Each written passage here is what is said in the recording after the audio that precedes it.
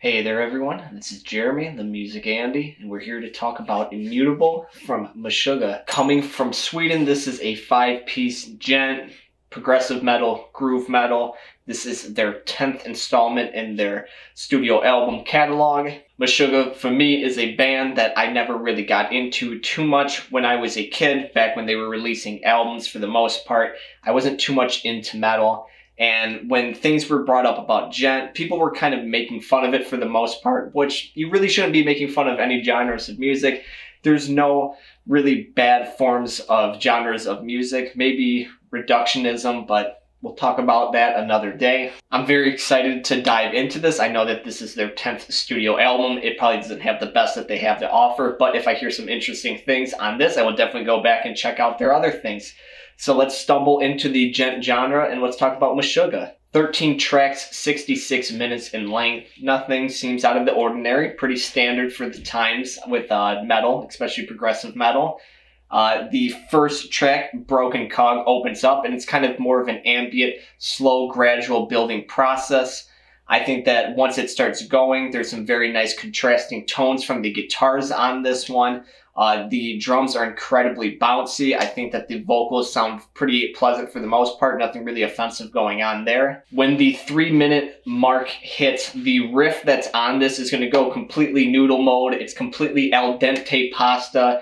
Things are just kind of slinking up and down like a slinky up and down stairs, slinking up and down like a slinky. Stupid comparison. Then the track kind of cuts out and we have a nice finisher. And I think that this is a very good opening from the band. But however, this is going to be something that is going to be kind of a complaint going forward on this one, because I think that there are some very solid rhythms in this. I think that there's some very interesting tones that are put on this.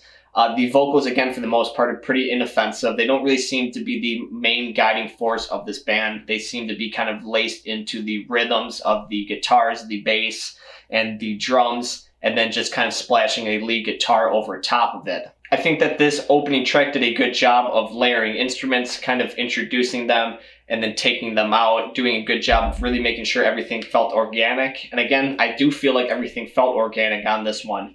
But moving forward with these tracks, as you go through each one, a lot of things become repetitive. Things kind of seem repeated in nature with later tracks. There's a few different variations that the band's going to do it in. But I don't want to focus too much on the negatives right now. I want to focus more on the positives. And I do think that there are some very standout tracks on this one. And there are some certified bangers. God He Sees and Mirrors is a track that when the riff gets going, it kind of starts up, drives forward, stops, and then just throws it in reverse. It's very interesting to play around with. It really keeps me off balance as a listener. I'm really engaged in seeing how it's going to progress. There is a lead section on this that the guitar player is going to go like a full Windows 97 meltdown mode on his guitar. It's going to completely freak out and start shutting down. And I think that the technique and the tone on this sounds fantastic. It reminds me a lot of a painter just throwing paint at canvas and seeing what sticks. And I think that this guitar solo does stick. Kaleidoscope has some very deep grooves on it. The guitars are just digging away at this track. And then we have another lead section, and it has a very good freak out moment again, but this one doesn't last as long, and that's okay, because I do think that the groove section and the rhythm section is the part of this track that is the most entertaining to listen to. At 4 minutes, this track is fine on just staying in the groove that it is in. I wish that this wasn't as compressed on the production end as possible. I wish I could hear a little bit more of the gain or the distortion going on with these not being capped out. You know, just get a little bit more oomph, a little bit ma on that track. I Am That Thirst has some very nice climbing guitars that really pierce through these murky grooves that are being played with. And I think that the vocals help to elevate this track, because I think that the rhythm section from the Djent guitars don't really do a good job of separating this track.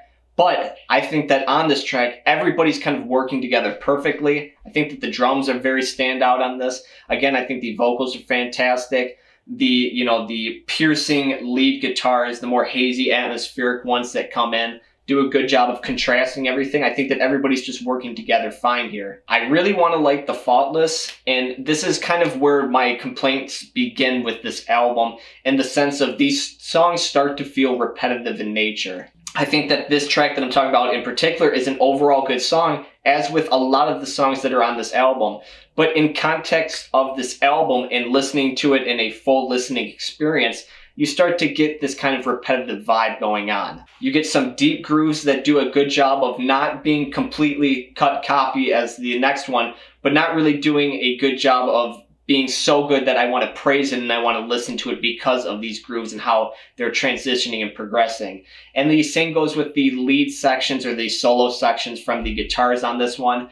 For the most part, they're going to come in with some very contrasting tones, some distortion on it. It's going to sound very robotic, and then they're going to freak out for a little bit, and that's going to be the kind of end of it. There's no real nuance to it. They're just kind of doing it to show off technical ability. Then if that solo doesn't happen, instead of playing a solo, they're going to play some very hazy, euphoric guitars that are going to kind of lace over top of this, kind of playing to the key of it. And I think that's fine, but again, when it's just kind of like, if we don't do this, we're going to do this, and if we don't do this, we're going to do this, it just seems a little too formulated for me. They Move Below is a track that I think does a very good job of kind of breaking apart this album. It's a slower track, kind of like the first track on this one. I think that it has some very nice progressions on this. It does a good job of filling out all the spaces on this and having some interesting flicks of sound go out through the, again, more atmospheric parts of this song. And then once you get through these spacey moments, then you're going to be moved into the more Meshuggah, Djent style of it. And I think that this is some of the best grooves and just guitar sections on the entire album altogether. I think that the progressions here are nice. I think the transitions are nice. I think that everything is kind of evolving in a very organic way. It makes sense when something is introduced and when something is taken away, when the volume increases and when it lowers. Everything is just working together perfectly here. I wish there was a little bit more of this track on the rest of this album. The album ends on the track Past Tense, which kind of tries to do what it does, but it never really gets going once it starts playing. With this album being their 10th in their discography, I can understand that it is hard to keep up with fresh ideas and to continuously put out high quality art, especially when you are as respected as Meshuggah is in their community. I think that I will check out some of these previous albums. I hope that they're maybe a little bit less compressed. I hope that they're a little bit more rugged in their sound. I hope that things kind of evolve and progress a little bit more on this one than just kind of, we have a few tricks up our sleeves, and when it's time, we're just going to space it out throughout the album. Again, I think that this is a solid album. I just wish it had a little bit more oomph to it. I wish it had a little bit more bells and whistles on it. I wish that a lot of the tracks didn't just sound like a cut copy of the other track, but with some slight rhythm changes or just tone changes. I'm going to go 6.9 sugar packets out of 10 on this one.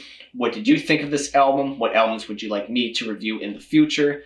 Please leave a comment below and let me know. Subscribe if you like the content, and I hope that you have a wonderful day.